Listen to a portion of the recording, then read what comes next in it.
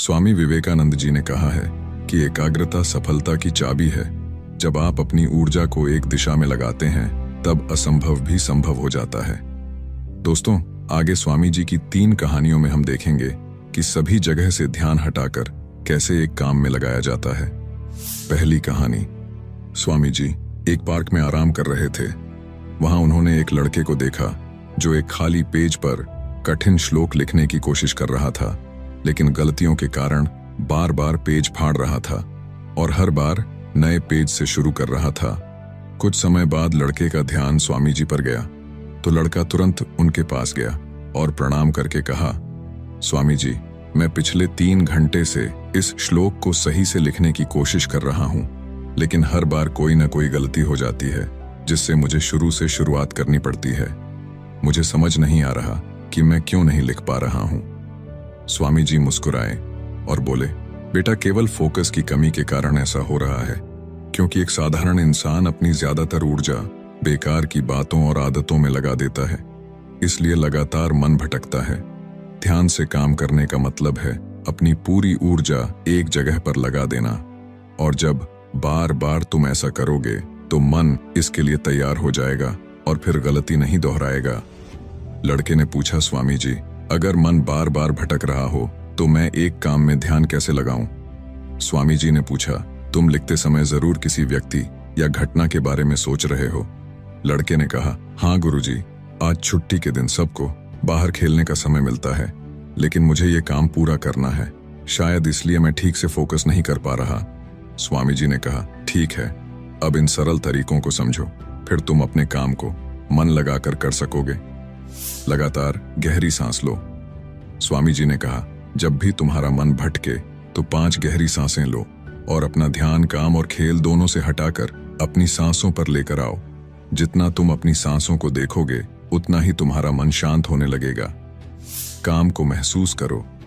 जब तुम लिख रहे हो तब सब कुछ बारीकी से महसूस करो, जैसे पेन तुम्हारे हाथ को छू रही है, और लिखते समय जो आवाज हो रही है उसे भी ध्यान से सुनो। जब तुम सभी चीजों पर बारीकी से गौर करोगे तो ध्यान भटकना कम हो जाएगा और तुम्हारा मन और शरीर केवल एक काम में लगा रहेगा। तुम्हारा ध्यान काम पर इतना केंद्रित हो जाएगा कि तुम्हें समय का पता भी नहीं चलेगा। जब लड़के ने स्वामी जी की बात मानी और गहरी सांसें लेते हुए फिर से लिखना शुरू किया तो उसने पाया कि अब उसकी गलतियां कम हो रही थीं और उसका काम भी जल्दी पूरा हो गया। उसने स्वामी जी को धन्यवाद कहा। इस पर स्वामी जी ने मुस्कुराते हुए कहा, याद रखो, जब मन और इंद्रियां एक काम में लग जाती हैं तो ध्यान गहरा हो जाता है और यही सच्ची सफलता है। दूसरी कहानी। एक दिन एक युवक स्वामी विवेकानंद जी के पास पहुंचा। युवक के चेहरे पर परेशानी और हताशा साफ झलक रही थी। उसने स्वामी जी से कहा कि स्वामी जी, मैं बहुत समय से परीक्षा की तैयारी कर रहा हूं। कई बार कोशिश की, लेकिन हर बार असफल हो जाता हूं। मुझे समझ नहीं आ रहा कि मुझसे कहां गलती हो रही है। स्वामी जी ने उसकी बात ध्यान से सुनी, फिर पूछा, क्या तुम सच में परीक्षा पास करना चाहते हो? युवक ने कहा, हाँ स्वामी जी, मैं बहुत मेहनत करने के लिए तैयार हूं, बस मुझे ये बता दीजिए कि मुझे क्या करना होगा। स्वामी जी उसे अपने साथ एक खाली जगह पर ले गए जहां एक पुरानी मोमबत्ती और माचिस रखी थी। उन्होंने युवक को एक मोमबत्ती दी और कहा, इस मोमबत्ती को जलाकर यहां से थोड़ी दूरी पर खड़े उस पेड़ तक ले जाओ, लेकिन ध्यान रहे कि मोमबत्ती बुझनी नहीं चाहिए। स्वामी जी यह कहकर वहां से चले गए। युवक ने माचिस से मोमबत्ती जलाई और धीरे धीरे मोमबत्ती लेकर पेड़ की ओर बढ़ने लगा। रास्ते में हल्की सी हवा चली जिससे मोमबत्ती की लौ हिलने लगी। युवक ने उसे बचाने की पूरी कोशिश की, लेकिन मोमबत्ती बुझ गई। युवक वापस आया, मोमबत्ती फिर से जलाई और फिर से चल पड़ा। युवक ने यह प्रक्रिया कई बार दोहराई, लेकिन हर बार हवा का हल्का झोंका मोमबत्ती की लौ को बुझा देता। आखिर में थका हुआ युवक हाथ में बुझी हुई मोमबत्ती पकड़े वापस चला आया और निराश होकर बोला, स्वामी जी, मैं इसमें भी असफल रहा। स्वामी जी ने युवक से मुस्कुराते हुए कहा, क्यों? तुम्हें बस मोमबत्ती जलाकर थोड़ी दूर ही तो चलना था। युवक ने धीरे से कहा, स्वामी जी, मैंने कोशिश तो की, लेकिन हवा के कारण लौ बार बार बुझ जाती।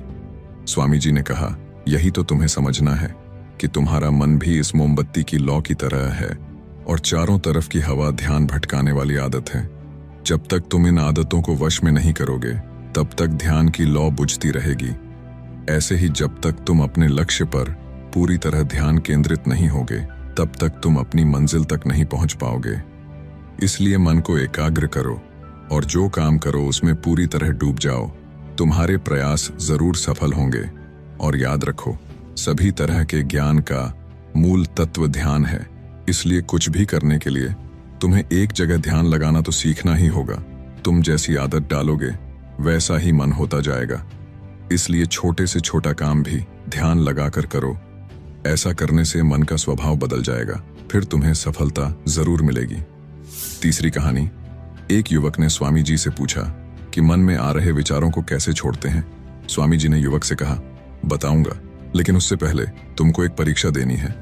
फिर एक गिलास पानी को पूरा भरकर स्वामी जी ने युवक के हाथ में पकड़ा दिया और कहा, पानी की एक बूंद गिराए बिना इसे पकड़कर खड़े रहो। युवक ने कहा, यह तो आसान है, और गिलास संभाल लिया। शुरू में सब ठीक था, लेकिन थोड़ी देर बाद ही उसके मन में संदेह उठने लगे। इससे क्या फर्क पड़ेगा? आखिर कितनी देर तक मुझे ऐसे पकड़े रहने होगा? जैसे जैसे ये विचार आने लगे उसका ध्यान भटकने लगा और गिलास से पानी छलकने लगा। अंत में स्वामी जी ने कहा, बेटा, जब तक तुम्हारा मन शांत था तब तक पानी नहीं गिरा, लेकिन जैसे ही तुम्हारे मन में विचार आने लगे तो पानी बाहर गिरने लगा। उन्होंने आगे समझाया, जैसे गर्म लोहे पर हथौड़े की चोट उसे नया रूप देती है, वैसे ही तुम्हारे विचार व्यक्तित्व को और मन को आकार देते हैं। तुम्हारा मन भी गिलास में पानी की तरह है, जिसे आसानी से विचलित किया जा सकता है। अगर तुम पानी यानी मन को स्थिर रखना चाहते हो तो पहले सभी विचारों को स्थिर करना सीखना होगा। अब तुम एक काम करो, इस गिलास को फिर से पकड़ो और अपना ध्यान अपनी सांसों पर ले आओ। अपनी सांस को पेट और सीने में आते जाते महसूस करो। हाथ में होने वाले दर्द और असहजता को जाने दो। मन में जो विचार आ रहे हैं उन्हें बहने दो। खुद को याद दिलाओ कि तुम विचार नहीं हो, बल्कि उन्हें दूर से देखने वाले इंसान हो। ऐसा याद रखने से विचार आकर चले जाएंगे, लेकिन मन को विचलित नहीं कर पाएंगे। थोड़ी देर तक युवक ने इस अभ्यास को जारी रखा और गिलास से एक भी बूंद गिराए बिना खड़ा रहा। स्वामी जी ने कहा, इस तरह ध्यान से अभ्यास करते रहो। धीरे धीरे तुम्हारा मन शांत होने लगेगा और तब कोई भी कठिन काम करना तुम्हारे लिए स्वाभाविक हो जाएगा। इसके बाद वो युवक स्वामी जी को धन्यवाद कहकर घर लौट गया। दोस्तों, अगर इस कहानी ने आपकी किसी भी उलझन को सुलझाया है तो हमें कमेंट्स में जरूर बताओ, और वीडियो को लाइक करके एक ऐसे दोस्त को शेयर करो जिसके जीवन में ये वीडियो काम